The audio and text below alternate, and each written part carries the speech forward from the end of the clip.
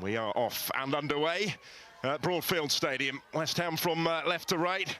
Alongside me in the commentary position, delighted to say, is Tanya Roxterbeat, Northern Ireland manager. Looking forward to a big game for both of these sides in the context of how their season has started. Yeah, good afternoon. Really excited to see how this one pans out, with both teams really searching for some momentum, you know, to start their season off.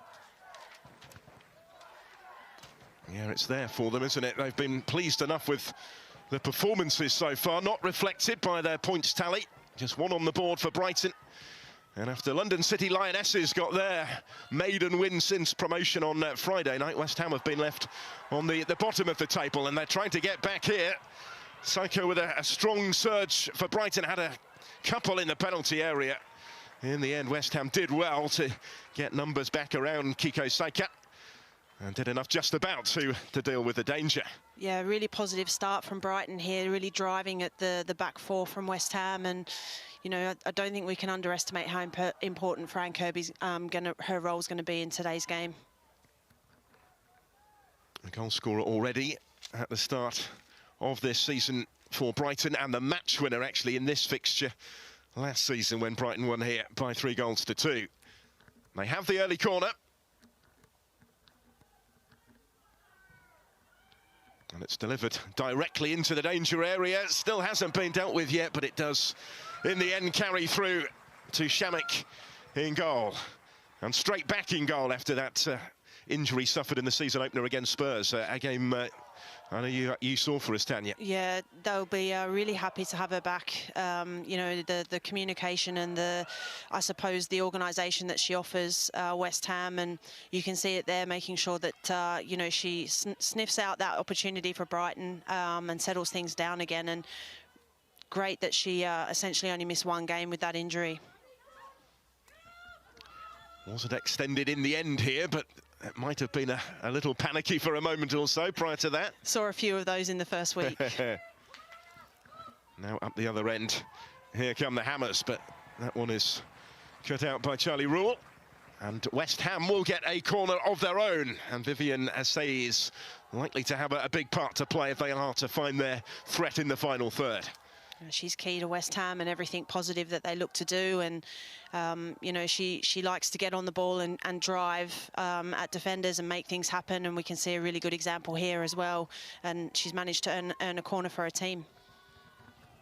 A record scorer in the WSL, now a 4th season since arriving from Bayern. Having forced the corner, she will take it. It was flicked on, but never quite the angle to do the damage. But an opening at either end from the corner kick inside the first 3 minutes of what is likely to be, and has started in that fashion, quite a balanced affair today. Yeah, it's going to be, I think, a matter of who takes their opportunities. I think both teams will create some chances, and it's about whether they can be clinical. I know West Ham will really rue the first game of the season, where they felt they had really good opportunities and probably didn't finish them off. So that'll be a focus from today, I'm sure. Yeah, that was one of the big frustrations, wasn't it, for Rhian Skinner and her side after the Arsenal game in particular, where she felt they got the press right. That was the big improvement she felt from the performance in that opening derby defeat against Spurs. Obviously wasn't ultimately reflected in the final scoreline, but that can happen, I guess, to pretty much any team up against the European champions. Yeah, it's a difficult one, isn't it? Because if you sit in against a team like Arsenal, they'll pick you off, and if you go and press and you get it wrong, then they'll create opportunities. So, look, I don't think West Ham will be judged against results like that. It'll be the teams in and around them that they'll be looking to pick up points against, and that's why today's, you know, game is really, really important in terms of getting their season underway with some scoreboard pressure, as we would say. Yeah, it certainly comes into that category, this one, doesn't it? Rhian Skinner at the start of her 3rd season in the job now as West Ham's manager.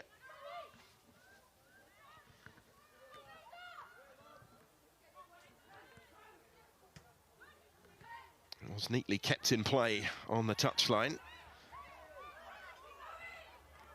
They have to settle for the throw now. Adjiman going down for Brighton. She'll be desperate to open her account as well of the new season after such a successful summer with England. Nobody's had more shots without scoring, actually, in the opening 2 rounds of the season than Michelle Adjiman. I'm sure that's a stat she's not going to want us to repeat. She'll certainly be particularly keen to put an end to it today. The now 19-year-old back on loan for a second season with Brighton. And the pleasing thing with that sort of statistic is she's getting into the right areas. It's now just about making sure from a technical point of view that she executes that. And it'd be more of a worry if there was no shots on target and she wasn't getting in those positions. So, you know, most of the work's being done. It's just finishing that off now. Yeah, you suspect, certainly off the back of the summer that she had, it is only likely to be a matter of time. And something West Ham will be very wary of today as well, the threat of Adjamat up front. Referee just stepping in here, I say, wanting to take that one quickly and prevented from doing so.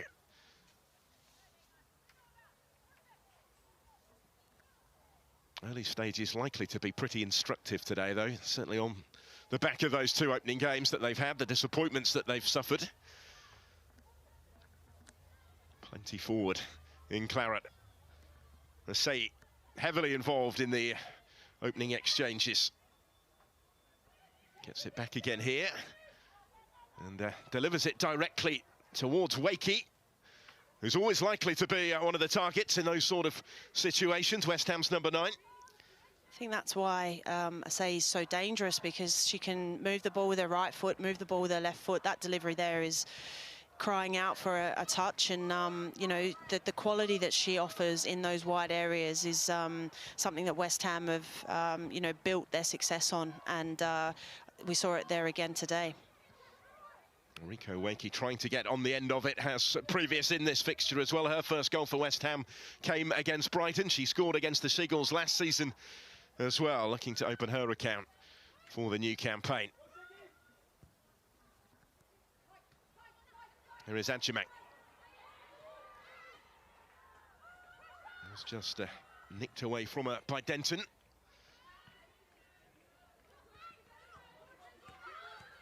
Ole Schlagers. Touch in there for the skipper, Simons. So important, really, in making this Brighton team tick in midfield.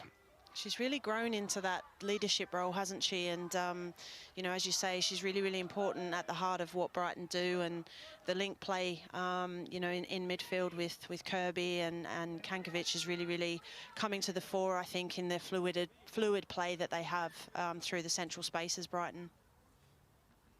Still only 22, Maisie Simons. Well established now in this Brighton team, and as you mentioned, the captain of it these days. Called up, of course, by England, wasn't she, at senior level for the first time in March? Seeing some great young talent come through in terms of the national team now, and there's some fantastic players on show today here. Wakey, the Japanese international, helping that one on, and this is Denton. Martinez had made the run. What a super second half of last season Shakira Martinez had for West Ham. 10 goals in 12 appearances. She set the league on fire, didn't she? And she was a massive part of why West Ham was so successful in terms of momentum towards the back end of the season. And it was really clear there. You know you're going to get Brighton, they're going to press. Well, Adjamat turning into trouble as she attempted to bring that out from the edge of her own box for Brighton, and is breathing a bit of a sigh of relief at the end of that. Yeah, it's as I was saying, Brighton are going to press, but they're also going to try and play, and you can see here they're trying to play in the tight spaces, and West Ham are all over it. You can hear Rianne Skinner from the sideline as well, really encouraging her players to go and get the press on, and they've earned themselves a corner from that.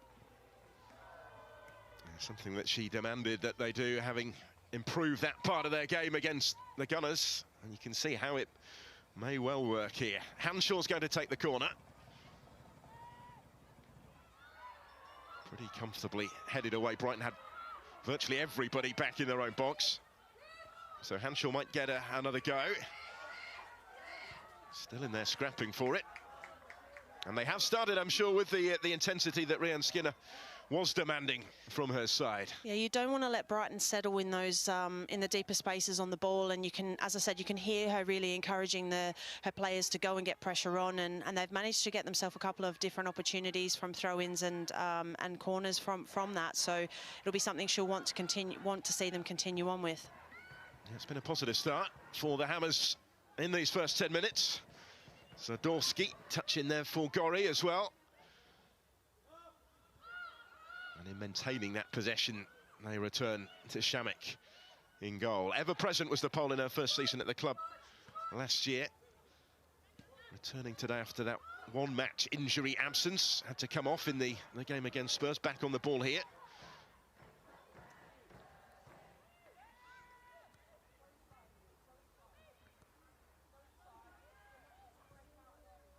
Zadorsky forward. That's a dangerous one. Well weighted into the path of Asai. But Nadozi not extended by what followed, straight through to the Brighton goalkeeper.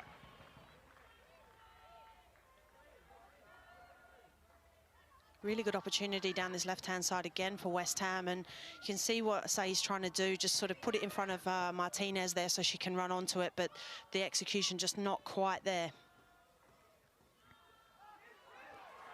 Fast feed on the touchline from Seika. Creates a little bit of space for herself, but getting back to take it off her toes was Hanshaw. Importantly, as it turned out, Siren goes back to Shamek.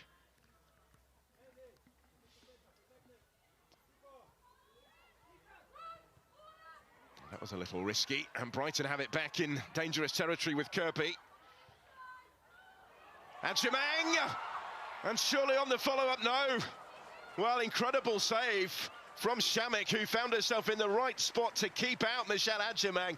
She must have thought that was her moment. Oh, I'm not sure how that hasn't gone in the back of the net.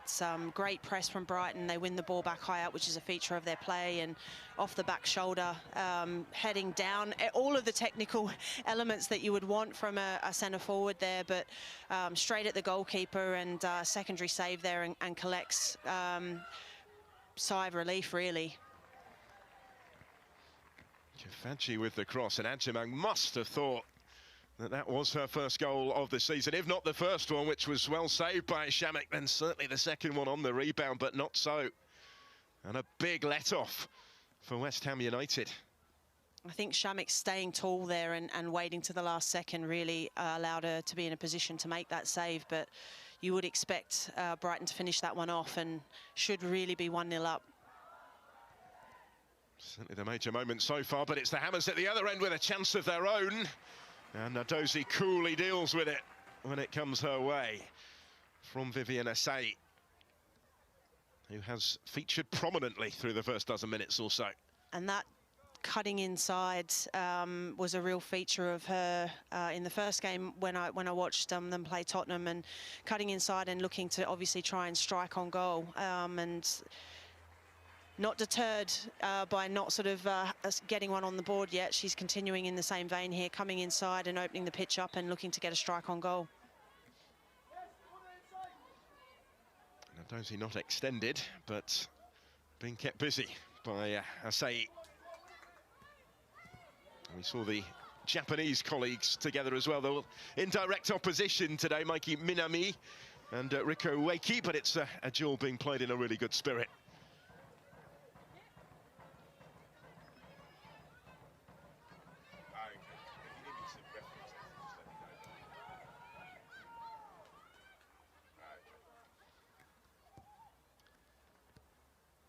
Another of the Japanese contingent on show, Kiko Seika giving chase, but that was just a little bit overhit for her. Nothing between them yet then. Chelsea have taken the lead, I can tell you, against Leicester City. A goal up in that one. And just to remind you that Liverpool's match at Aston Villa understandably postponed in the news of the passing of Matt Beard.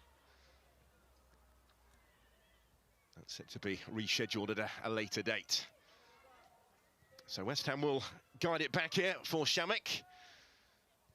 He's underlined her importance to this team already on her return to it with that save from Adjemang.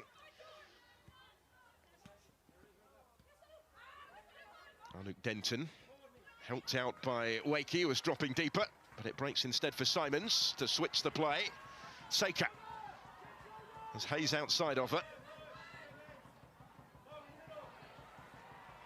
Neatly done by Rule, trying to return it for Seika. And they're looking to get her involved at every opportunity at Brighton down that right-hand side. Yeah, looking to get into those 1v1 situations in the wide channels and try and drive at the fullbacks, and they are getting good numbers in the box as well, Brighton, so you can see it's definitely a feature of their play, looking to try and get bodies in the box and be able to deliver, but a little bit overplayed here and well defended in the end. Continuing to try and ask the questions here. These two clubs, 2 of 5, yet to win through their first 2 games of the WSL season.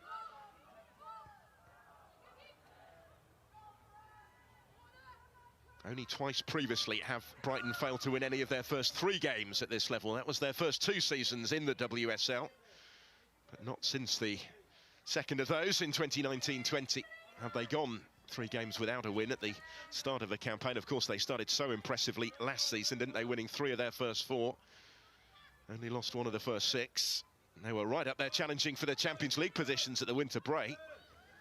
It really highlights, you know, a good start gives you obviously a lot of confidence and a lot of momentum, but I think gives you a little bit more freedom as well to then start to build on your style of play and what you're looking to do, because if you've got the wins on the board, it takes a little bit of pressure off. And you know, this league is relentless in terms of the games that come, and there's no easy games, so you know, it's important to get off to a good start for sure.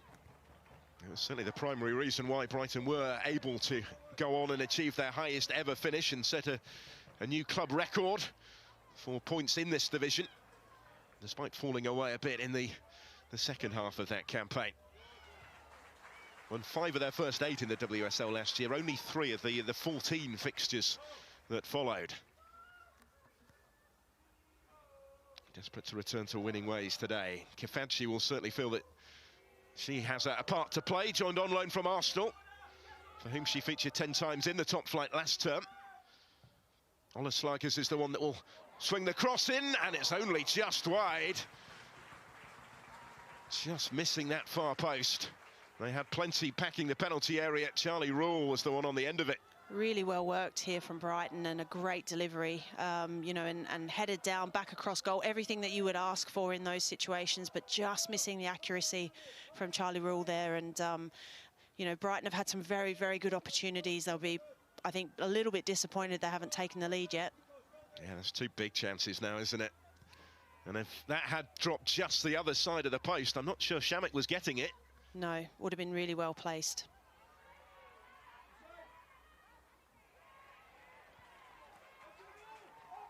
Brighton buoyed by the creation of the opportunities. Just that finishing touch that has thus far eluded them. Forward by Simons. Seika back for Simons. And they've worked this well for Fran Kirby. Seika's continued her run. Back for Kirby, tried to improvise with the attempted first-time finish off the outside of the boot. Rules won it back. Brighton keep on coming at the moment. Cankovic. Hayes.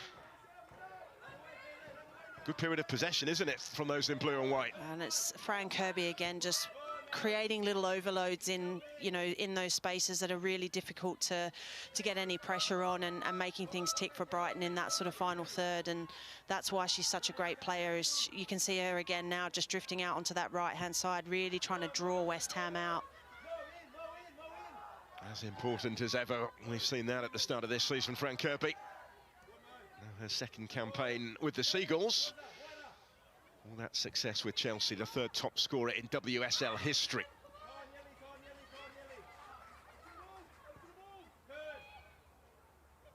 Gadjiman was able to turn. Not a lot by way of immediate support in front of her, so wider for Kefadji instead. Denton is with her, trying to deny her the opportunity to get the cross in, but Rosa Kefadji showing strength here to hold on to it, and just runs out of room a little bit, unfortunately, in the end. Yeah, good little battle there, you know, with Denton, and some good defending. She recovered well there, Denton. I thought she'd been sort of sold, and then she managed to get back goal side and hold Brighton at bay there, and get the goal kick as well. So, but this will be a little bit concerning for West Ham, because they're really struggling to break the Brighton press and giving the ball away in their own half. And sustained pressure like that, you know, you don't want to be giving up too much possession and opportunity in the deeper spaces. Sadorski clears this one away. for West Ham, looking for a save, but the decision has gone against her. Rule takes it quickly. Simon's setting the tempo, or attempting to do so. It's a decent tempo that Brighton are playing at the moment. It has led to the creation of chances. They've just not yet been able to take them.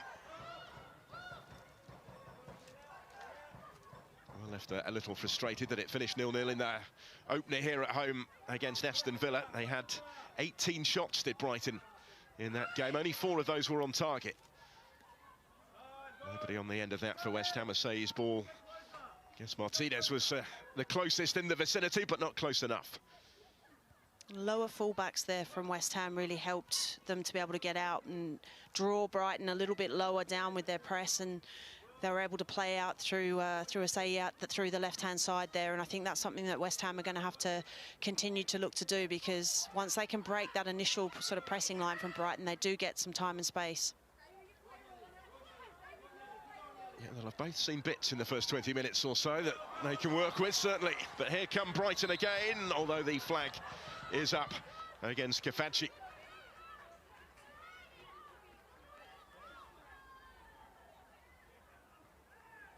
But again, it highlights a potential route to danger, doesn't it? Not quite this time, but very much part of the game plan. I think West Ham will breathe a sigh of relief there, just to regroup and gather themselves a little bit.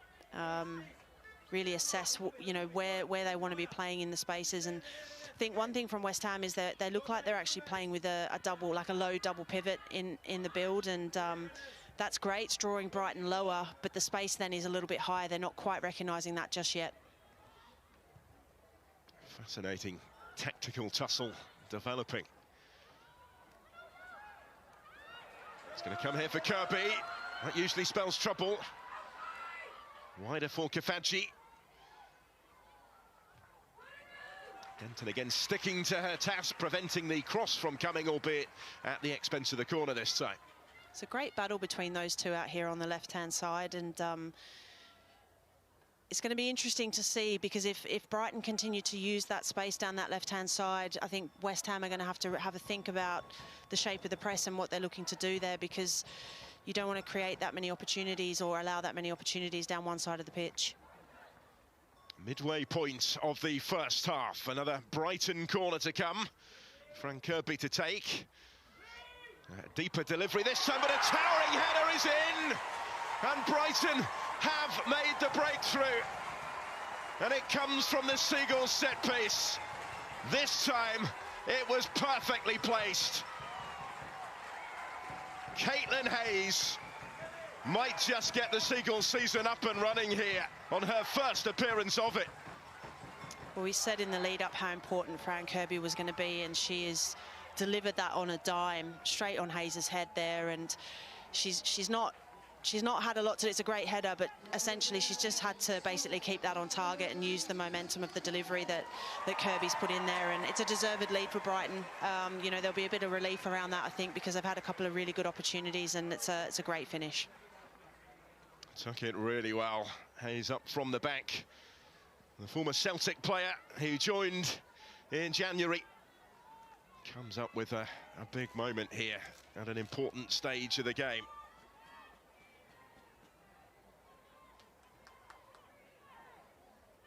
Was a regular goal scorer during her time with Celtic, but opening her WSL account today in some style.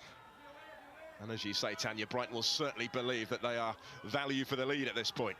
Definitely, they've had the better chances, and as I said, I think West Ham are really struggling with the Brighton press at the moment, you know, when they're trying to build out from the back, and that will be something I think that the technical team for West Ham will have a look at, you know, at half-time to see how they solve that.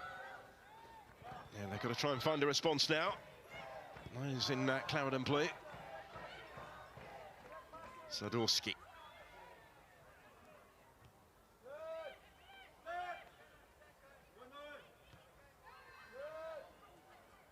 Sheeran. Wider for Hanshaw, trying to join in with the attack as well, but it's cleared by Minami. Aguiman putting the pressure on, although she was a fairly solitary Seagulls figure in doing so. on that occasion. Cheeky had brought it down, but never quite had it under control, and instead Kafaji for Brighton advances with intent. West Ham have just been able to get players back behind the ball again now. But further problems for the Hammers, having lost their opening 2 games behind at Broadfield.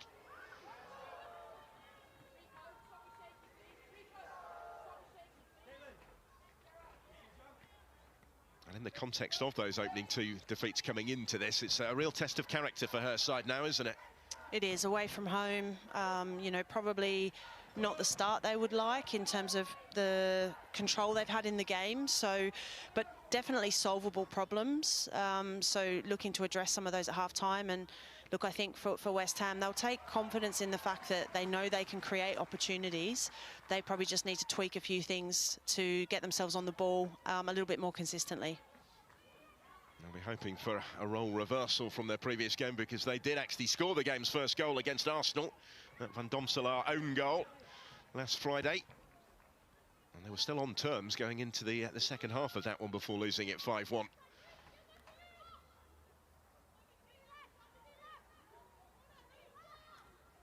they didn't manage actually was a shot on target in that game, scoring through the own goal. Can they find their threat today? Asked some questions of Nadozi in goal, who's been a super signing for Brighton. And she's hoping this will be the start of a potentially big week for her, because she's been nominated for the Women's Yashin Trophy at the Ballon d'Or ceremony, which gets announced tomorrow. She's on the shortlist for that after her success in winning the AFCON with Nigeria, their team of the tournament in the summer. Brought in from Paris FC, and looks a really good addition. Yeah, really solid at the back there. I think it's probably one of the things that Brighton over the summer probably felt they needed to add to their squad, and you know, their recruitment's been really strong, and the style of play and what we're seeing, you know, from Brighton has continued on, but I think they've added a little bit more quality as well, and got some good options on the bench as well. Some big changes at both clubs since last season. Brighton looking to build from a position of strength after that 5th place finish to try and push on again. It's difficult, I guess, from there, given the strength of the teams above them. But it's very much the aim in these parts. Yeah, Vidicic has made no, you know, secret of the fact that he feels he's come here to win the WSL. I think he sort of said that in his first press conference. So, you know, he won't be settling for sort of 5th or 4th. He'll want to go and win it, and he'll be building towards that, I've no doubt. You know, and as you say, it's a tough task given what's above. But if you don't aim for it, then you've got no chance. Absolutely, and they certainly are aiming high. Dario Vidicic in his 2nd season in the job, the Croatian-born Australian.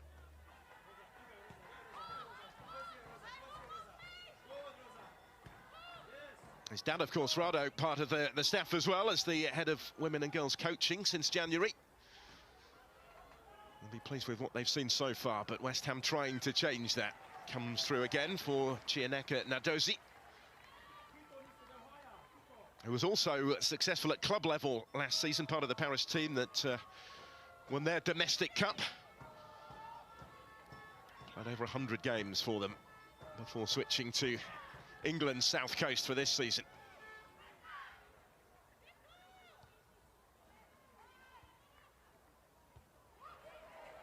Hayes' header.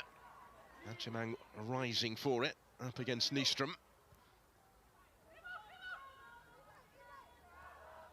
Eva Nystrom. Martinez, neatly done. Oh, and you could see what she was trying. Wakey had made the run. Martinez had spotted that run.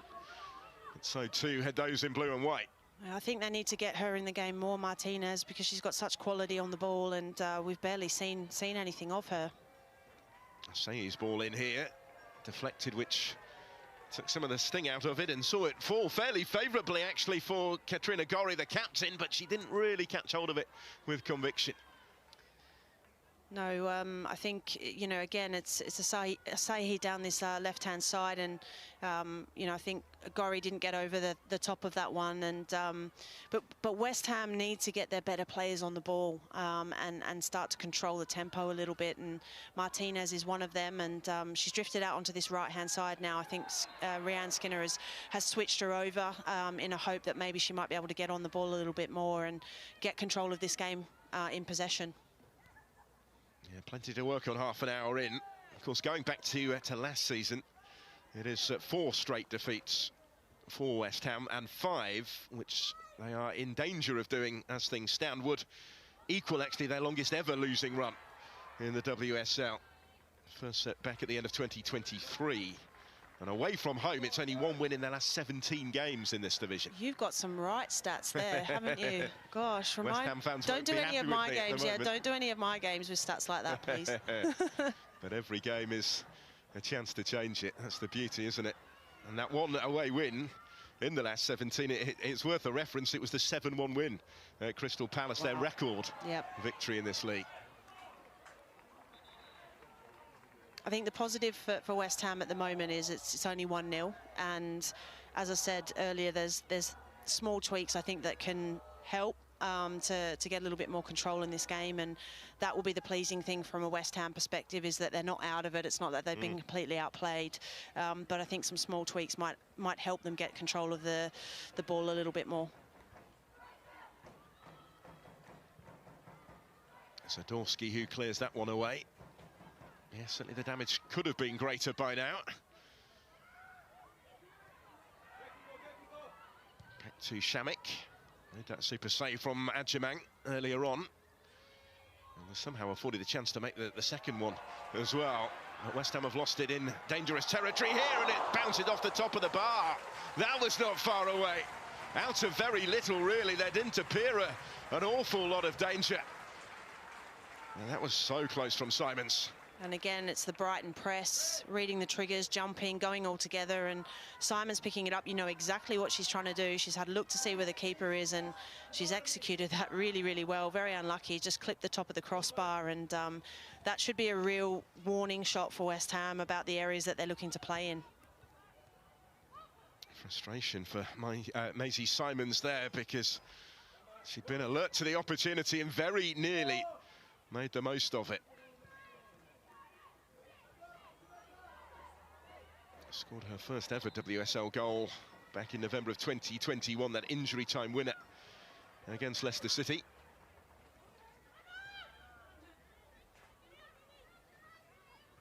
Remains her only one.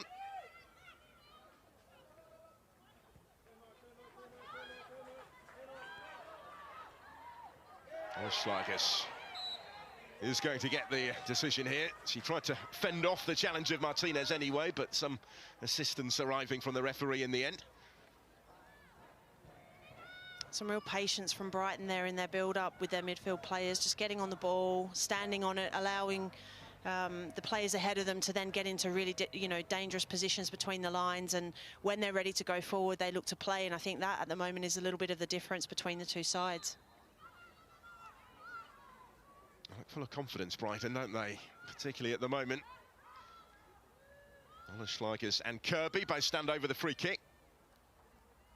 Posse of players to aim for. Waiting with intent on the edge of the penalty area. It will be Schlagers who takes this one, but it's well dealt with. Chase on for Chankovic. There is Minami. One of the new signings for this season. The Japanese international arriving from Roma. Kirby. No way through for Schlagers. Sheeran, who came away with it and looked to have got her team back on the front foot again, only then to give the ball away. It's a real feature of a Brighton side under Vidicic, is the counter press once they lose the ball, and really looking to be aggressive and win it back. And happy for this left side as well for Brighton, for their left back to go a little bit higher there and almost create the overload. Kirby forward for Schlagers, who is going to reach that and cuts it back, but again coolly dealt with. Coming under pressure, though, was Denton. He's lost out here. This is Kirby. And Kirby gets the beating of Denton again and then delivers dangerously. Seika. And again. And Seika scores! And doubles the Brighton lead. Really smartly taken after some neat Brighton build-up. And they're 2 up against West Ham. And just a little bit too good for West Ham at the moment. Yeah, we can talk about this finish, and the give and go inside the 18-yard box is brilliant from Brighton, but for me it's the counter press, second, third, fourth phase attack from their counter press, and you know, picking the ball up here on the edge of the 18-yard box, a little give and go and a great finish across the keeper into the bottom corner of the net, and it's nothing more than Brighton deserved, to be honest. You know, their work rate off the ball to try and win it back in those higher areas has created that opportunity, and they finished it really well. Yeah, they will certainly feel that 2-0 does rather more accurately reflect their dominance in this first half. Delight for Dario Vidicic and his team, taking a big step towards their first win of the new season, which would leave West Ham with 3 defeats from 3. Still relatively early in the piece, of course, but something will need to change fairly dramatically. Seika, the scorer for Brighton, scoring for the first time in the WSL since the 40 win against Arsenal at the start of May. Had a pretty productive pre-season as well, goals against Crystal Palace and Levante in pre-season friendlies. Scored in a couple of friendlies for Japan this summer as well against Brazil. She's in good form right now. She is, and it's always a relief, isn't it, to get off the mark in the new season. And as I said, it's a fantastic finish from her there, and not just the build to create the opportunity, but the finish itself was great. And as we said, nothing more than Brighton probably deserve on the balance of play. Certainly justifying her immediate recall to the starting lineup today. She had been left out of the 11 at Manchester City last time, but very much centre to the story at the moment. Back on the ball here is Seika. Couldn't quite capitalise this time. Her compatriot Minami steps in, and then Caitlin Hayes, scorer of the first Brighton goal. Roll forward, Seika again. It's Zadorsky who's with her. And that battle continues, and she's able to squeeze the cross in for Adjemang, who did get on the end of it, albeit Shamek was right behind it this time. But Brighton's such a threat every time they come forward. Yeah, they've got such quality in the final third, and you know, Zadorsky does really well here to try and hold Brighton and keep them out. But as the cross comes in, I think that's really well defended, to be honest, because you've got to cross the front of the striker there and really put your body on the line. That's all you can ask. But Brighton are looking dangerous every time they come forward, and West Ham need to be really, really careful here. You don't want to be going into half-time with a mountain to climb at 3-0, so they need to contain this situation now and give themselves an opportunity in the second half. It was another opportunity, wasn't it, there for Adjemang? Denied again, but as you say, it was made much more difficult for her than it might have been. Nystrom, I think, was hurt in the process of attempting to close down Brighton's number 9, but looks to be okay, back on her feet again. Yeah, she did really well to get herself in front of the ball and the player there and take some of the sting out of that, because that would have been game over there, 3-0. And West Ham get a chance now to get into Rianne Skinner and you know, regroup, but as I said, they need to make sure they see this out now to half-time and make some adjustments and give themselves an opportunity in the second half. Yeah, this little break in play, just offering the chance to pass on some observations and instructions before half-time in the West Sussex sunshine. She certainly has work to do. Got the tactics board out there and just wiped the magnets out the way so they weren't in the formation as the camera panned over. So she relishes the tactical side of the game. Rianne Skinner pitting her wits against so many different variety of styles, really, that we see in the WSL.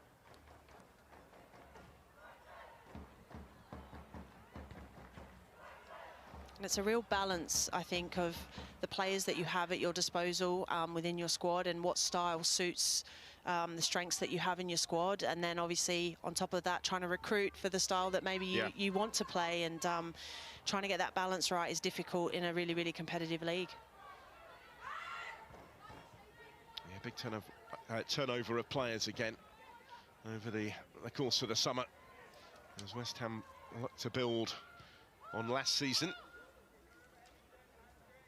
Finished at 9th of 12 in the WSL, but Brighton, we talked about their threat. That's backed up, isn't it, by the fact they are into double figures for shots at goal already. It's a bit of a concern, really, for West Ham if you're looking at that stat, because it just means they're in your area a lot more than you want them to be. And as we've said, they've had a couple of good opportunities. They haven't finished off as well. So, yeah, something that West Ham will want to address. But I just wonder with the press, actually, with Brighton, they look like they're pressing in a 4-4-2. And West Ham, as I said earlier, have two midfielders lower. I wonder whether pushing another midfielder higher might just disrupt or affect that press a little bit, and see if that changes anything for West Ham. Yeah, they've got to be trying something, really, haven't they, to try and get a foothold in the game. Heading into the final 5 of the first half now.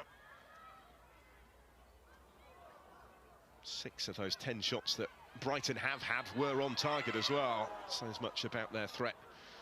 But it's a free kick here, and it's a yellow card as well, despite the protestations of the captain.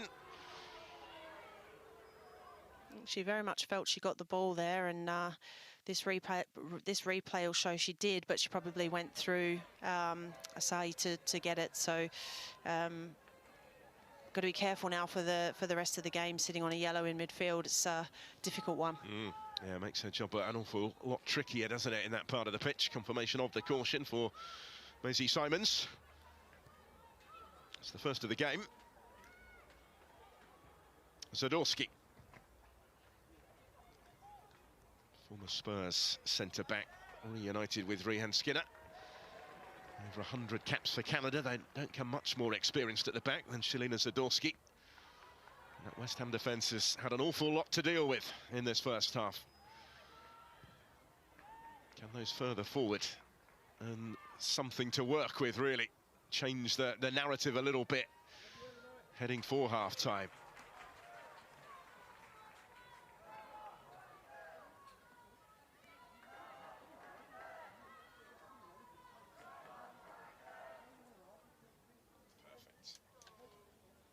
Rule waiting to take the throw.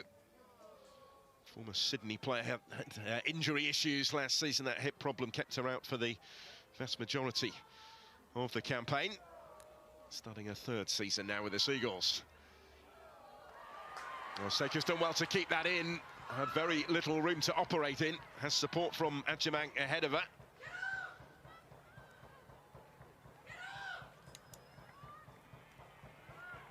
Despite the fact that Michelle Adjamang's team are 2-0 in front, very much on top, she'll still be a little frustrated by this first half as a striker, won't she, that she hasn't got her goal yet, given the chances she's had. Yeah, she'll want to get off the mark for sure, and she's had some good opportunities, and I think from her perspective, she'll just want to get that first goal in and take the pressure off a little bit, I think.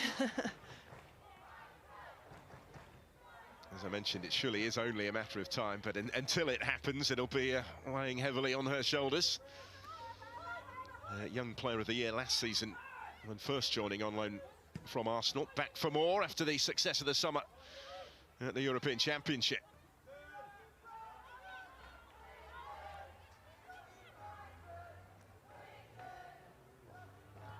Simons. Caitlin Hayes. This is Minami. And now Olish Schlagers. Real spring in the step of the Seagulls. Chankovic.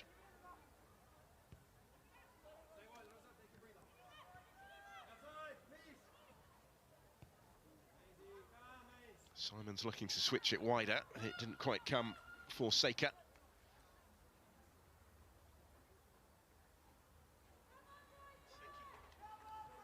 It's a real rotation from Brighton when they've got the ball with their back three. They've got rotations going on all over the place, and I think West Ham aren't quite sure whether to go with the player or to hold the space, and I think that might be something that Rehan Skinner looks to address at half-time, about who gets the pressure on the ball, and then you know, what they do with those rotations. It's a real feature of Brighton at the minute. Yeah, it'll be interesting to see what Rehan Skinner does at the break.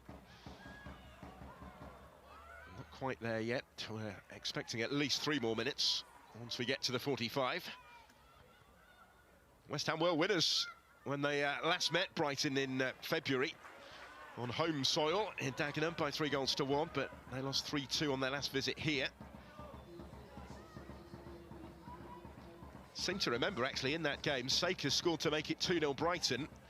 West Ham got themselves back on level terms before Kirby's late winner. So the home side going in search of the security of another one. Adjemang not quite connecting with Saker's cross. Looks as if she might have decided to leave it, actually, at the last moment. Yeah, not sure if she got a call there from someone in sort of the back post space, or whether she just felt she couldn't get contact on it. But I think as that ball went across the 18-yard box, you can see Brighton's first thought is to go and press and lock West Ham in, and they're not giving them any space to breathe at the moment. Fueled may be my memories of that last meeting here, when Katrina Gorry, the West Ham captain, scored both of their goals to get them back from 2-0 down to level it, only to lose it late. Does serve as a reminder, certainly. There's plenty that can change in the second half, but as far as West Ham are concerned, something does have to change, really. That would have helped if they got one back before the break. No damage done in the end as Nadozi comfortably gathers it up from Martinez. I think that's why it's so important West Ham go in at 2-0 here, and they're still in the game at that point, no matter what sort of happened before that. It's a dangerous scoreline, 2-0, whereas 3 is a different story. And for West Ham particularly, having lost the first 2 this season, if they were to go 3 behind here, it's a huge ask, isn't it, psychologically? Especially away from home. It's you know, like I said, at 2-0 you're still in it, and it only takes 1 goal from the restart in the second half, and you know, the opposition starts to get a bit nervy. There's Martinez. West Ham looking to finish this half strongly. This is Gorry. Cheeky. And still with Anna Cheeky, but taken away from her by Rule, who was strong in the challenge. Saker does the rest. They had great numbers in the box there, West Ham. Flooded the box with at least 4 players in the 18-yard and 6-yard zone. So disappointing not to get the ball in there and be able to get a first contact and opportunity on goal. Yeah, it was a more promising situation than we've seen from them for a while. And they are ending the half, at least on the front foot here. Only 30 seconds or so of it left of additional time.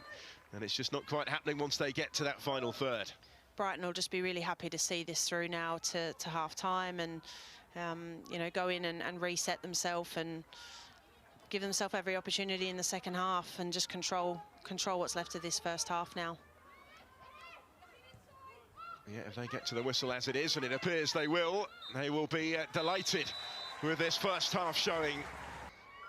So plenty to digest as a result of those 3 changes from Rhian Skinner at half-time, as Brighton get the action underway again. Well, we thought, Tanya Roxtoby, that Rhian would have to do something. It turns out she's done quite a lot at half-time. Yeah, made some moves there. Be interesting to see if this is a shape change, as well as obviously personnel change, or whether it's just like-for-like swaps in terms of the system that she's been playing. So, but from like a coach's point of view, positive in terms of trying to affect the game. What they can't afford to do is concede another right from the restart, and there is danger for West Ham here, but that's overhit, and ultimately that is harmlessly behind. It's disappointing, of course, for the players that have come off at this stage. Cheeky on debut on loan from Spurs, never really got into the game, but she wasn't the only one for West Ham in those positions. Maybe a bit more of a surprise that Martinez has also come off at this point. Yeah, she wasn't in the game a lot. I think we spoke about it in the first half, that she wasn't on the ball enough, and I think even in the first game of the season she really struggled to get any impact on the game. So I'm not sure if it's she's struggling with an injury or form or what it is at the moment, but probably not impacting the game for West Ham as much as what she would like or the team would like. Well, she's certainly not quite been able to pick up where she left off after that remarkable second half of last season. So it doesn't reappear for this second period. And I know it's a cliche, but the next goal is really, really important. I think if West Ham are able to pull one back, puts the pressure back on Brighton, makes them have to have a little rethink. And obviously, if Brighton get the next one, then, you know, pretty much game over. And yeah, take the wind out of West Ham's sails. Well, this is an opportunity from the free kick for the Hammers. Asai won it, the foul on her by Charlie Rule. And she may well take it, although Balumu is also in the vicinity. But it will be Asai. And it's a much deeper delivery this time, which hasn't yet been dealt with. Minami got something on it. Worked for Saker to do to try and clear, and she does that decisively. West Ham determined to try and start this second half strongly. Need to make something of a statement, really, if they are to get themselves back in the game. Asai, gathered up by Nadosi. Looking for Parvi, but a bit better from those in claret, as it has to be. A lot more positive and trying to win the ball back as well, higher up the pitch. You know, Brighton trying to get release early there and get forward, and West Ham intercepting that and having another opportunity in possession. Help build the confidence a little bit at the start of this second half. Michelle Adjemang in the thick of things again. She'll be desperate, as we've mentioned, to get her first goal of the season, particularly after that big chance, double chance that she had in the first half. Still leading the line for Brighton, and although she hasn't got that goal yet, her presence has been important today in the way that they play around her. Yeah, and her movement when they've been delivering into the box has been exceptional. So, as we said at the top of the game, it's her getting into those positions and being a threat and being, you know, able to have those opportunities is half the battle. Now it's about finishing them off. Here is Asai. Wakey ahead of her in some space here. Riku Wakey. And again, safely dealt with by Nadosi. Most of her work so far has still been relatively routine, but she's getting a bit busier. Yeah, it's good. It's a good start from West Ham to this second half. Really forcing Brighton back, and they've got good numbers in the box, and they're looking to try and get in behind, which is probably a little bit more of an improvement than the first half. Here they come again, and here comes Nadosi, and this time it has cost her. The challenge there has been penalised by the referee, who points to the spot. Fionn Morgan brought down by Nadosi right on the edge of the area. Big moment. And that's the difference, I think. West Ham looking to try and bypass the Brighton press in the central spaces, going in behind. You know, Morgan stretching there, and Brighton aren't comfortable when they're chasing back towards their own goal, and the result of that now is a penalty for West Ham, opportunity to get back in the game. And from that angle of the replay that we just saw, it was the correct call, wasn't it? Yeah, she gave the referee an opportunity to make a decision there, and I'm not sure she can have too many complaints. But good play from West Ham, and as I said, a good start to this second half, and if they can put this one away, then it's game back on. Vivienne Asai, West Ham's record WSL goal scorer, is going to assume the responsibility from the penalty spot, this to get them back in the game. Asai converts coolly, kept her nerve, and just 5 minutes into the second half, it is game on again. It's just the start to the second period that West Ham United needed. They did need it. You know, I think the first half was pretty disappointing by their standards, and as we said, this next goal was always going to be important. Really good finish there into the side netting, and a lot of pressure on that penalty kick, and it's what you want from your leaders, to step up and execute. And West Ham are now back in this game, and Brighton will be disappointed that they've left the door open, I think, because this game in the first half should have been probably dead and buried. Well, she stepped up in some style, did Asai, to open her account for the new season. A player who scored 9 times for West Ham in this division last season. A record scorer, as I mentioned. There's nobody else really that they would have wanted in that situation. You want your best players who are used to dealing with pressure stepping up, and that's exactly what she did there, and it was a great finish. She had a really good end to last season, scored twice at Leicester on the final day, albeit in defeat. 4 goals in the last 6 games of last season for Vivienne Asai. And this could be an important one, her first of the new campaign. And Nadosi, just as I was saying, most of her work had been routine, and she dealt with it with such a calm manner, with such composure. She then concedes the penalty, and that was far from routine. It's a lot more aggressive press here from West Ham, and you know, asking a lot more questions of Brighton, getting them to have to try and find solutions, and I think those changes have injected a lot of energy into the team. That was Gorry on Rule, who was in full flight when the challenge came in, hence the free kick. Just got to it first, ahead of the West Ham captain. But it was one of the West Ham changes who won the penalty. Fionn Morgan finding herself in that position.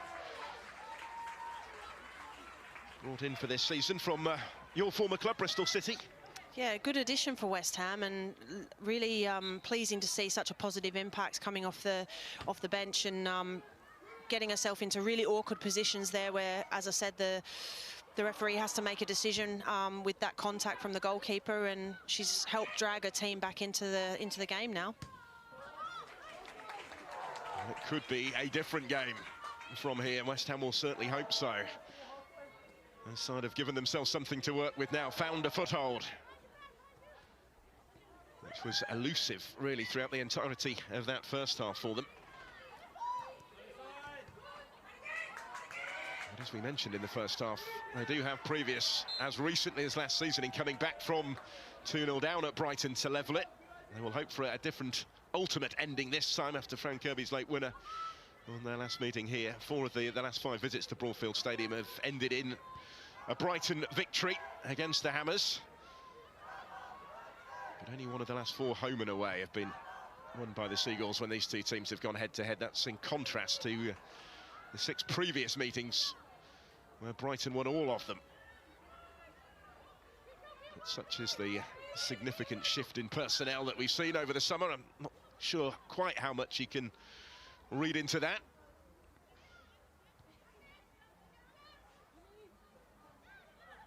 Concentration required in the here and now, with West Ham on the ball at the back under some pressure, but there will be space elsewhere. The Say is on the move. Balumu in support, in space as well. That's where it goes, and then in from Balumu, and the headed clearance is only as far as Say. That's a big block. An important block, which has come at some personal cost, perhaps, for Caitlin Hayes. West Ham just looking so much more mobile, and getting numbers forward with a lot more fluidity now. And this is a great block from Hayes, because I think if she doesn't get something on that, then I'm not sure the goalkeeper's going to see that quickly enough to react to it. So those changes from Rianne Skinner are really having a positive impact on not just, I think, the style of play that West Ham are having, but the energy and the mentality as well. And you know, Brighton are going to have to now, you know, over to Brighton to see what they do and how they adjust. Yeah, different questions being asked now by Skinner's side of the Albion. I say certainly caught hold of the shot, and Caitlin Hayes can testify to that, having been in the way of it.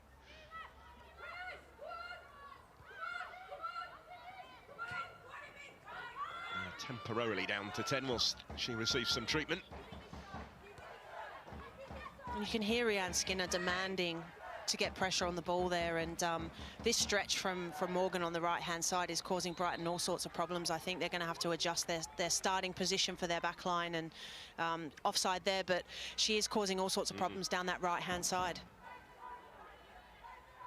Yeah, thwarted by the flag on that occasion, but it does neatly highlight the added threat that she has brought since coming on at half-time. Played all 3 of Wales's matches at the European Championship back in the summer. 2-year contract at West Ham, signed shortly afterwards. Ola Schlager's with the free kick. Sheeran. Gorry, neatly done. And Wakey the target. Looked like she might be about to reach there. Nadoze outside of her area, but importantly so, as it turned out. Still the threat here with Morgan. And Morgan is able to deliver the cross. That's fielded more comfortably on the post by Chianaka Nadoze. Wow, that was good from Gorry there in midfield. Very creative, and the execution on the pass is top drawer as well. And you can see there the intent to want to press West Ham. Now they're the ones counter-pressing and not letting Brighton out, getting another opportunity there on goal just from, you know, getting numbers forward and not letting them settle on the ball. Lovely ball from Gorry, wasn't it? That sparked the opportunity there. And Dozy dealt with it. She is often decisive in the way that she comes. It cost her for the concession of the penalty, but we saw the flip side on that occasion. There was a little heart in the mouth, wasn't it, the moment Just a there? little, yeah. It might come again here for Brighton. That's a brilliant effort! Oh, wow! They're back in front. It didn't take too long. Kafedji making her first start for a new club. Announces her arrival at Broadfield Stadium in style.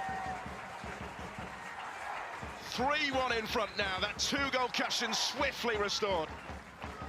This is a fantastic strike, and you see the pressure again from Brighton. You know, a feature of both sides now, that counter-pressing in the higher spaces and cutting inside, and a great finish from Kafedji here. Left the keeper with no chance into the top bins, and I wonder whether that possibly is a slight free kick. I could hear Brian Skinner calling for it, but nonetheless it's a fantastic finish, and Brighton will be breathing a sigh of relief with that two-goal cushion now. Yeah, West Ham were not within one for long. Rosa Kafedji, who was on the fringes really at Arsenal last season, has made the move in search of more regular game time. Has had to bide her time with just one appearance off the bench in the first couple of games of the campaign, but stepping onto centre stage with that strike. She made it look easy as well, and it's certainly not. You know, the technique behind that to make sure that you get enough whip and curl and get the height right as well is difficult one. She made it look very, very effortless. Yeah, some way to introduce herself to her new supporters. Came off the bench late on at Manchester City last Friday for a debut. The Swedish international is up and running in Brighton colours. It could be such an important contribution at a stage of the game when West Ham were threatening that equaliser. There's Rule, tussling for it with Essay, who concedes the free kick. So much more energy from West Ham across the pitch now in terms of trying to get pressure on the ball, and I think it's, as I said before, asking questions of Brighton, and they're having to come up with different solutions. So there's definitely been a response from the substitutions that Brian Skinner has brought into the game, and the manner in which West Ham are going about things. Kirby to take the free kick, disguises it a little bit, switches it up for Ola Schlages to send it in.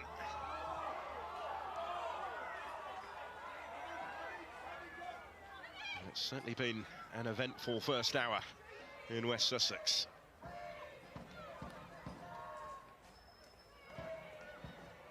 Tough one to take though for the Hammers, because it came really in what was their best spell of the game. Yeah, slight sucker punch, that one. Had some really good opportunities, and then to concede a goal of that quality is a difficult one to take, isn't it? Have to pick themselves up quickly, don't they? But the offside flag is up against Parvey. I think the beauty of it for West Ham is they've still got 30+ minutes to work their way back into this game, and you know, they're no worse off really than when they came out at half-time. Still the 2 goals to try and peg back, and playing a lot better style of football at the moment, so giving themselves more of an opportunity to do that. Yeah, they found the template to a certain extent, given how they started this second half. And the concession of a wonderful goal like that shouldn't be enough for them to deviate from that plan. But it also just underlines the quality that they're up against in this Brighton team.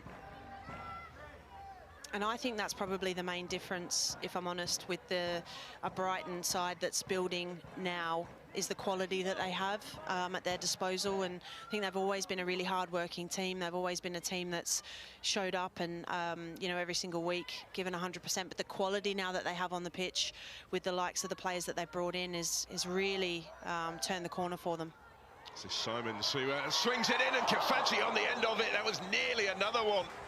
Flashing across the face of goal this time. Well, that was a golden chance to finish the game off, I think, and you can see she's quite frustrated at herself, and really well worked throw in here. And well, I'm going to be harsh and say she probably should score that, I think, and she knows it, and that would be game over, I would have said. Yeah, her reaction here, I think, suggests that she would agree with you. And had she done so at 4-1, that might just have finished the game. Yeah. A little reprieve for West Ham, but only if they can make the most of it. Here they come. It's wide open at the moment. Wakey got a bit of room in which to work as well. Out by Minami.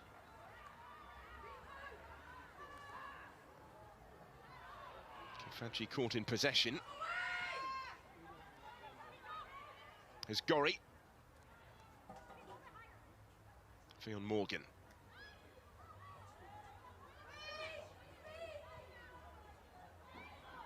Now with Zadorsky.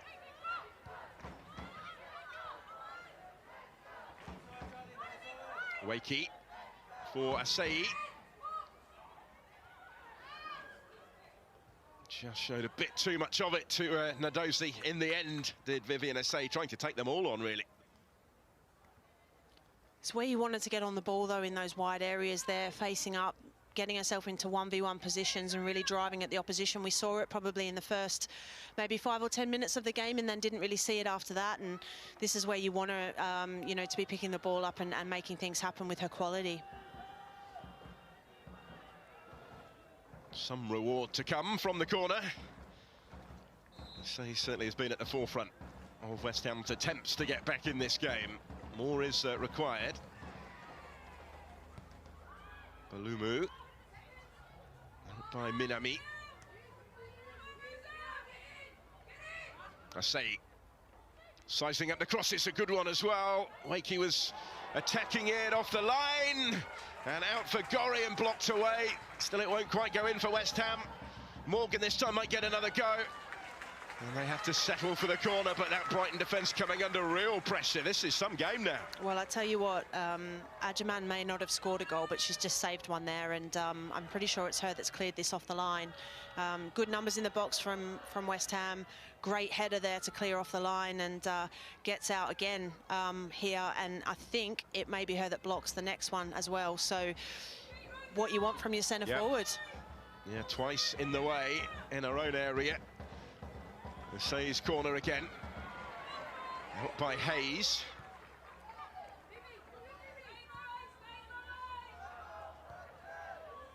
Parvi wider. And she's continued to run. There's the Colombian. Was asking a lot, but she is able to reach that.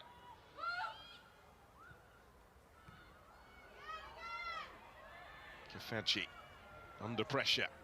But Brighton dealt with it, only then to give it away again.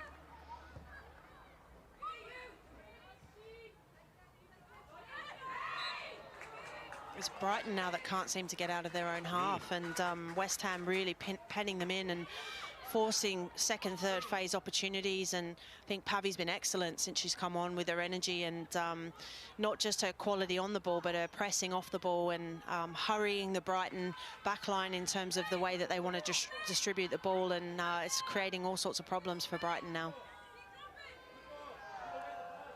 Yeah, it's a good spell again for West Ham. Maybe further fueling the frustration at conceding when they did, but can I say conjure something else up? And again by Caitlin Hayes. Been so strong in those sort of situations today.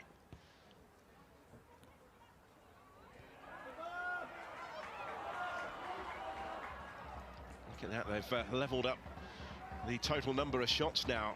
Both have had a dozen each in the game so far. West Ham finding their threat in this second half. 5 of theirs have been on target. Over half of Brighton's.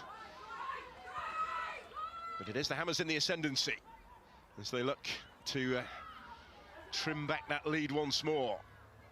Certainly sense that they're capable of that. Pavi, that's a clever ball for Gori. And it's another important block, this time by Kafaji. Important in both boxes at the moment. Yeah, she's everywhere, and that interception's really, really vital. I think West Ham, again, stretching out on this right-hand side through Morgan and little combinations in and around the 18-yard box, and a fantastic sliding challenge there to deny Gorry getting the ball into the dangerous area in the box. So approaching the midway point of this second half as the West Ham corner comes in. Nobody could quite react to it, just skimmed the head of Zadorski up from the back.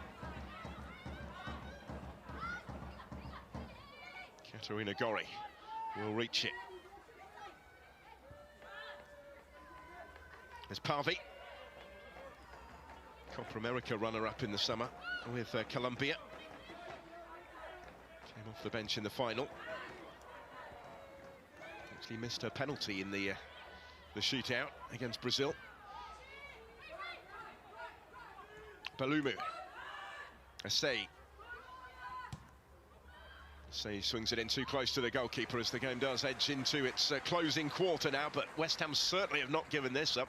Far from it. No, they're very much pressing, and I think Caitlin Hayes has been phenomenal for Brighton at the back there in terms of, we know she's got on the score sheet, but she's had a couple of really vital interceptions aerially to really try and sort of snuff out any opportunity from West Ham.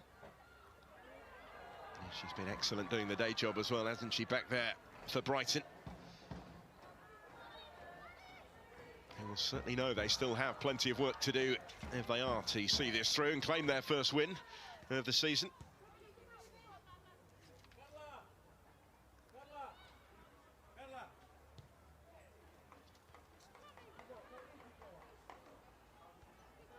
I think one thing we are seeing from West Ham is Gorry just drifting a little bit higher and working off the back shoulder of that Brighton sort of midfield press, and that's causing Brighton to have to think about whether they want to step and get pressure on the ball or be accountable for the players in behind. And it was probably something we spoke about at half-time, and it's a slight adjustment, seeing Gorry getting on the ball more.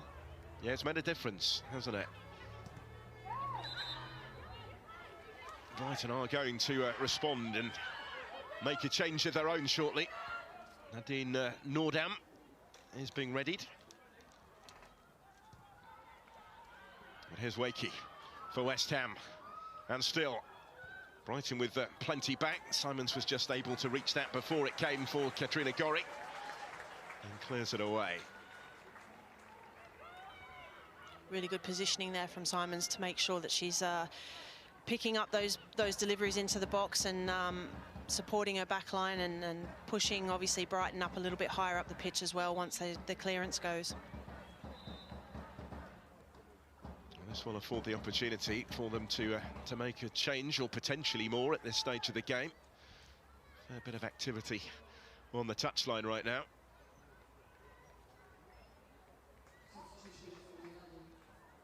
So Nordam is coming on, and it will be in place of the captain. Lizzie Simons hands over the armband. That clearance was her last contribution, as it turned out. Nordam on for the last 20 minutes or so, the former Ajax player. Will take her spot in midfield. Off the bench in all 3 games so far at the start of the WSL season. Nadine Nordam. And the goal scorer coming off as well, scorer of their 3rd, was a Kafanci. Fabulous finish it was as well, to get her first Brighton goal.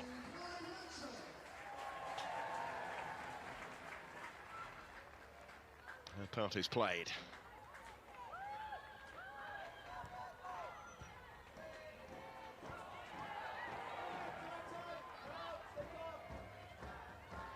Carla Camacho, the replacement, by the way, for Kafanci. Also off the bench for the 3rd game running. And that will be reached by Nadosi. Again, very calmly done.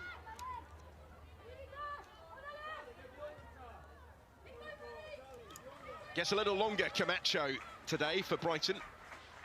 His 2 previous appearances off their bench, totaling about 3 minutes of playing time, I think, right at the end of their first 2 fixtures. Signed from Real Madrid on a free transfer this summer.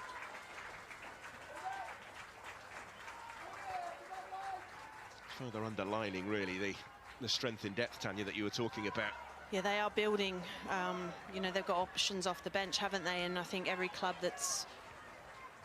Seika, that's a good turn, and that is Camacho straight into it.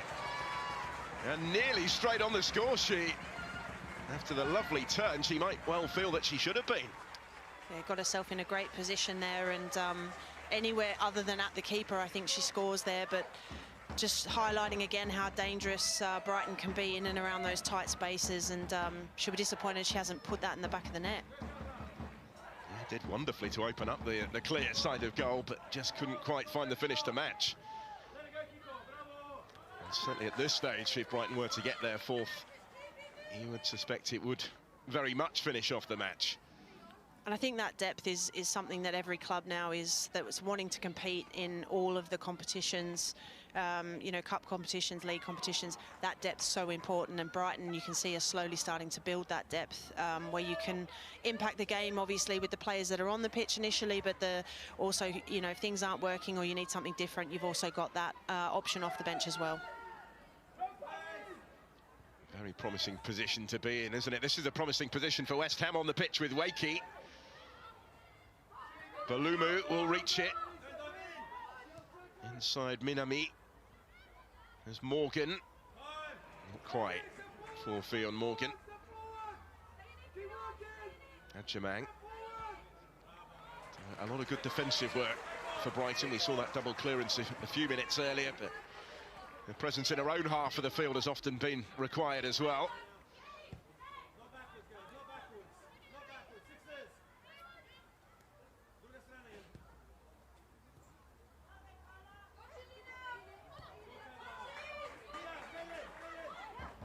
Here's Hayes. Kirby, not quite as intended. West Ham have done a better job really at keeping Fran Kirby quieter in this second half. They have, and you know, she's what makes them tick. And the problem with Fran Kirby is she may not do anything for 5 or 10 minutes, and then she'll come up with a magic moment, and that is why she is who she is. So, and the organisation, obviously, that she brings to the group as well. And you know, I've been really impressed on another note with Hayes, you know, coming into the side today. She's really dominated at the back, and that bit of quality as well for the goal. And there's quality from Kirby, slipping it through for Seika, kept her composure. And it didn't quite fall for Camacho in the middle, or for anybody else in blue and white, for that matter.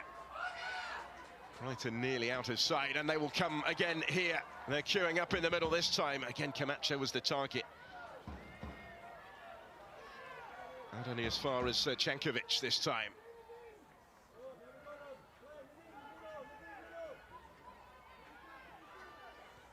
Adjamang with back to goal.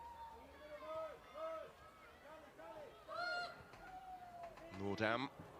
That's not threatening this time, but it is better from Brighton, and they are very much in the box seat right now. Yeah, it's probably not the spaces that West Ham want to be in, sort of pinned in their own 18-yard box, you know, and we can see here Brighton getting in behind, and good defending in the end from West Ham with numbers in the areas they needed, but that's probably a little warning shot to West Ham, that if they're going to push numbers forward, that they may leave the back door open for Brighton. Some lovely feet from Seika as well in there, wasn't there, in keeping that in play, asking the questions with the cross. She's another that's had a really good game. She's been great in those, you know, in the finishing phase for Brighton. And as you say, the give and goes, fast feet, creating space where there's very little. She's been brilliant. It's just too far in front of Camacho. It's a good spell for Brighton, which has been sustained for the last few minutes or so now. So they try and take some of the sting out of the situation. And it does appear as if their approach, in terms of the best way of doing that, would be to go for another goal. Yeah, it's not in their nature to sit back, Brighton. I think they definitely will be wanting to make sure they're secure in and around the defending areas, but they're going to go for it. That's the nature of the way that they want to play. Another change for West Ham here. It comes at the back. Anouk Denton making way for a debutant, new Endo. New signing for this season. Joined last month from Urawa Reds, back home in Japan. It's not a 2-year contract she is on.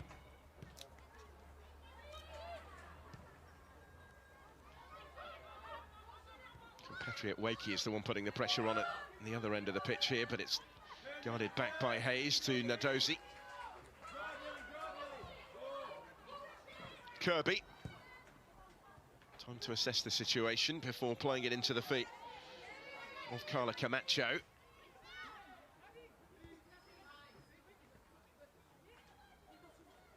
Asai. Kirby was alert to the danger in it, then came for Nordam, and now for Camacho.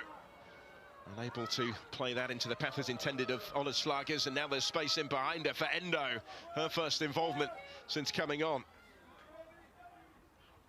Wakey. There's Morgan. Can't find a way beyond Minami. But there is time yet for West Ham if they could get one back, and soon it could set up a potentially grandstand finale. They still harbour that hope. Wakey away from Adjamang. Plenty in the middle in Claret. Siren was the target, but didn't quite have the room on the edge of the penalty area there.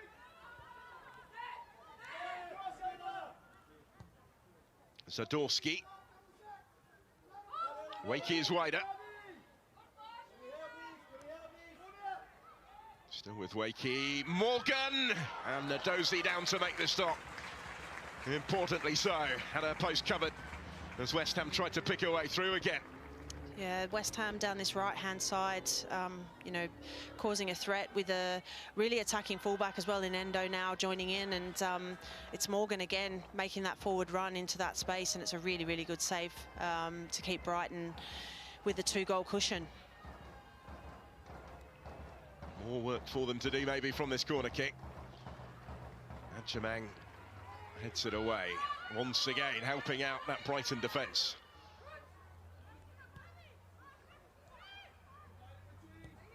Endo. Too much on that. It's interesting that West Ham have looked to go into that sort of front post area with a few of those corners, and hasn't really been overly successful for them, but they continue to deliver in there. So they've obviously identified something that they want to try and exploit, but they haven't quite executed it yet. Plenty of conversations going on the touchline. Time is starting to tick away though for West Ham. Steve Kirby and Adam Jeffrey part of the coaching staff with Ryan Skinner for this season, both new appointments in the summer.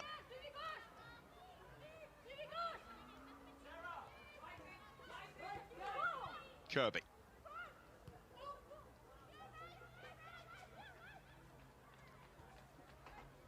Naweka Minami, Adjamang. Trying to fend off the attentions of Endo. Brighton want the free kick, and they're going to get it here.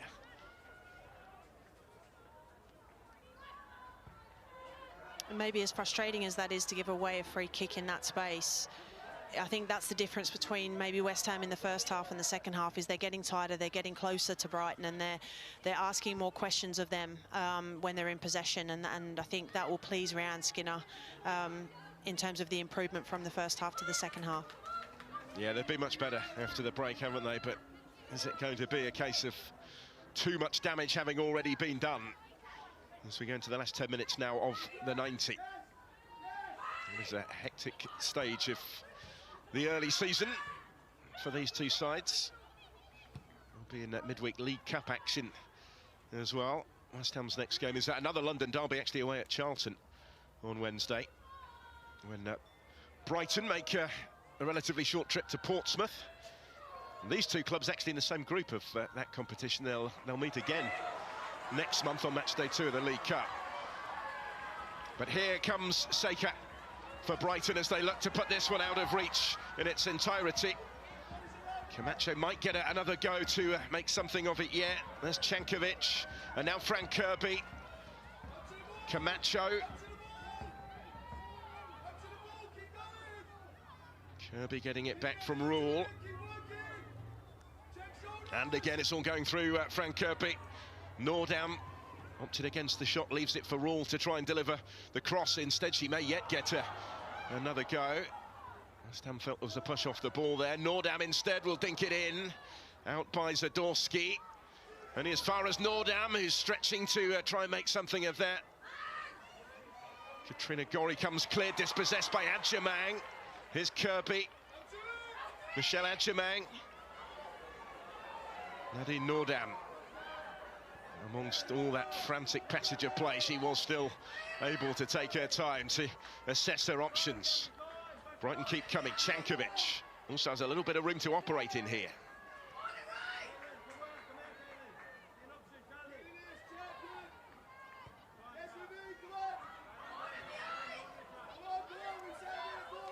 They're doing an excellent job here, Brighton, of seeing this through and of potentially creating another one, maybe. What they have done well, though, is take any sort of sting out of the situation recently. It was a good sustained period of attack there from Brighton, and on the flip of that, I think West Ham got good numbers back in central areas, and you can hear, you know, in terms of the coaching staff saying, get out to the ball, and they don't want to give too much time, you know, on the edge of the box to Brighton, and they are working really hard, West Ham. I feel like they just need a little moment of quality to drag them back into this game. Sarah Bracero on in place of Ona Sheeran for what remains. And as far as West Ham are concerned, maybe not long enough remains for them, but it's another attacking move. It's a WSL debut, joined from Estoril in July. Previously played at Ipswich and Lewis at lower levels of the English game. The 21-year-old unused on the bench in the first couple of matches of the season. Gets her opportunity. And although there isn't long left, it is still an opportunity, isn't it, for West Ham? It is, and the game needs it. So, you know, it's try and come on and stamp your mark on there and drag your team back into this game, because if they score again, West Ham, then it's game on again. It gets a little bit nervy towards the last sort of 5 or 10 minutes.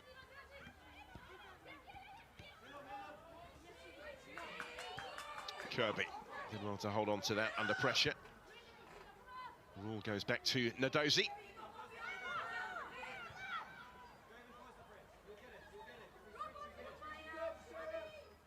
Minami, player of vast experience at the back. They brought in from Roma, been to a couple of World Cups, a couple of Olympic Games with Japan. It's the pedigree of player that they are bringing to the club, and Brighton have won this well. A little bit unfortunate there, but still space for Kirby. Usually spells trouble, as we know. Here goes Fran Kirby. Saker in support. And Saker's stud up the cross with a bit too much on it for Camacho, far side.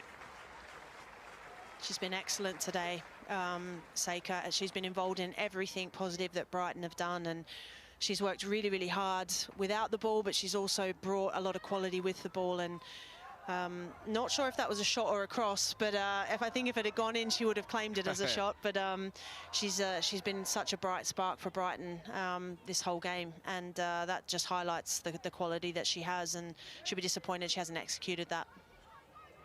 Player who won 8 trophies with her former club, Urawa Reds, back in Japan.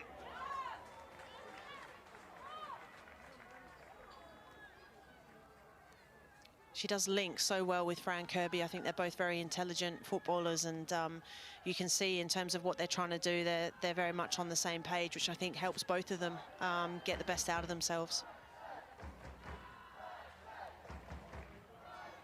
Working with intent again, Saker here, and does come away with it, dances her way through, and it's off the post. And still the chance, maybe Oleslagers can't get the shot away. It comes for Kirby instead, and now Nordam. And Oleslagers, and in to wrap up the win for Brighton.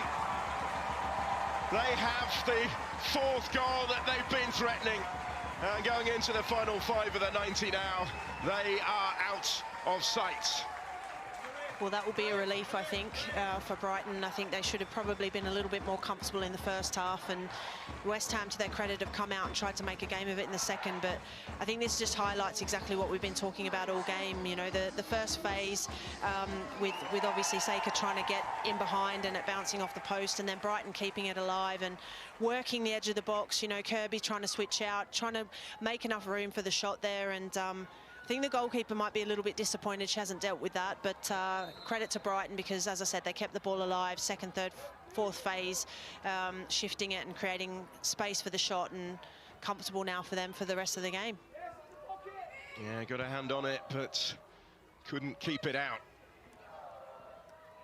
Couldn't Shamik in goal. And West Ham United, coming into this off the back of a 5-1 defeat, find themselves 4-1 behind. With a bit to go yet, can they find something by way of response? Because they'll, again, it was a similar story against the Gunners, wasn't it?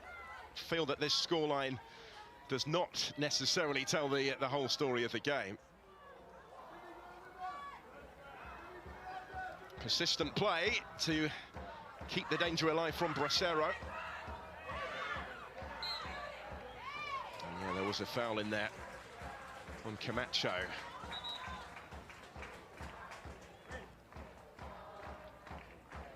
We're going to see further changes, I think. With the game won, Brighton will get a few more minutes to a few more. We'll see another debut for Sonoda. Charlie Rule is coming off.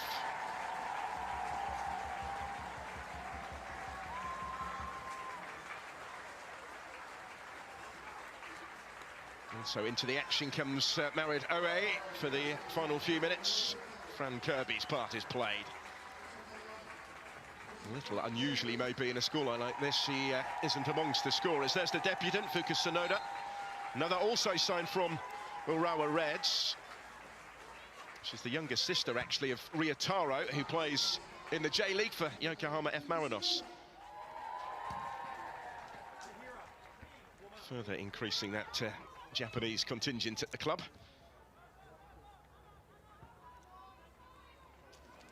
Now it might open up here for Morgan, but not quite.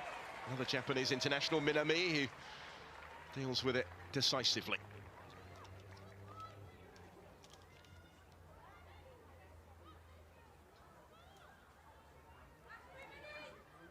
No, it's too late really for West Ham to get anything back from the game, but they do want another goal back.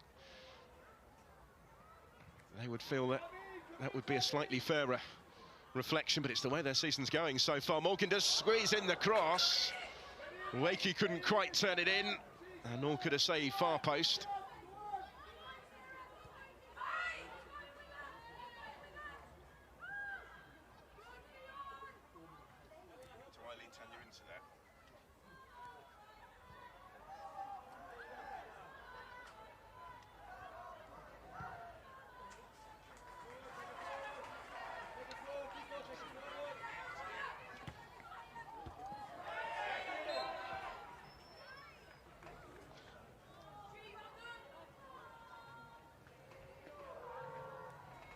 They are almost there. They're going to make another change.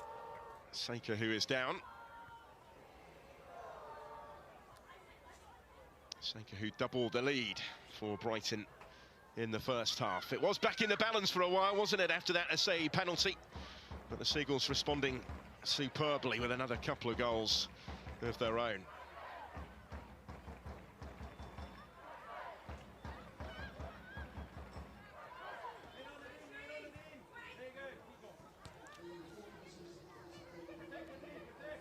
Into stoppage time we go, of which there will be 4 minutes from here. Another further Brighton change that I was talking about is going to see a debut for one of their academy players, drafted onto the bench today. They have had some injury issues going into the game. Tahira Heron is going to come on shortly. So as we go into stoppage time, it's an opportune moment, Tanya, to get your player of the match.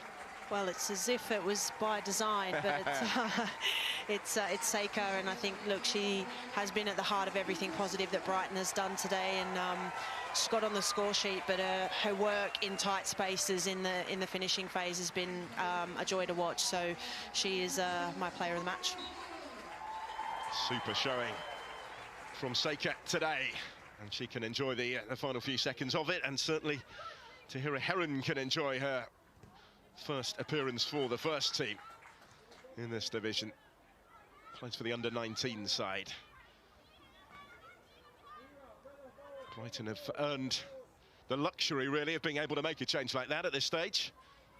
I think it's a really nice place to be as a manager or a head coach, where, you know, there's a little bit of time left and you've got the game sewn up, and you can start to, you know, give opportunities to players and, you know, let them kind of feel their way into the league, and you know, it just holds you in good stead moving forward for the rest of the season. And it's a privilege to be able to do that at this level, I think. And you know, Vidicic can be really proud of his squad that they've got themselves in a position to do that today.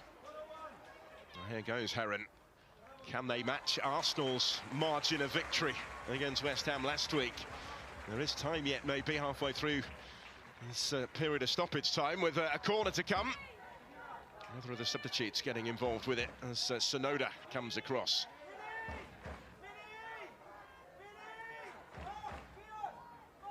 And this would feel harsh on West Ham were they to be beaten 5-1 again. Yeah, it's definitely, they need to avoid that at all costs, because it's one thing obviously to lose to Arsenal 5-1, but to do it to Brighton when they've been in the game is a harsh one to take. Corner is touch short this time. Sonoda being marshalled by Morgan. Olleslager's in. Adjemang still going in search of her goal. 4 for Brighton, and neither Adjemang or Kirby on target today, which I can't imagine happens too frequently. Olleslager has got her goal, looking to bend another one in at the far post. Goalie trying to clear it, but it keeps coming back again. This is Camacho. Katrina Gorry able to step in again. Last of the 4 added minutes now, though. And to a certain extent, West Ham just want the whistle as well at this point.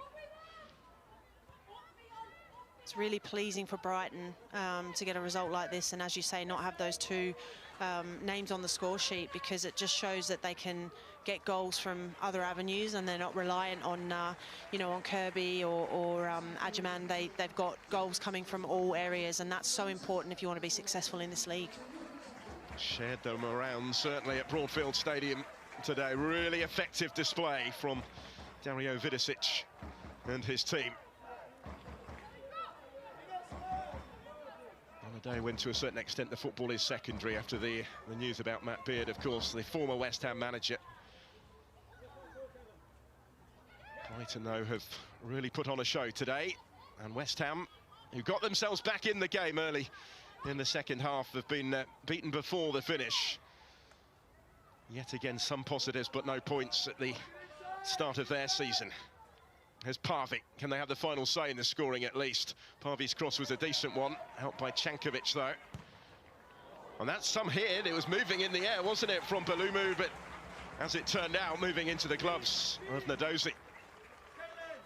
Speculative effort there, but it did shift a bit. We were sort of the camera angle sat right behind that, and yeah, no points on the board for West Ham is a hard start to the season.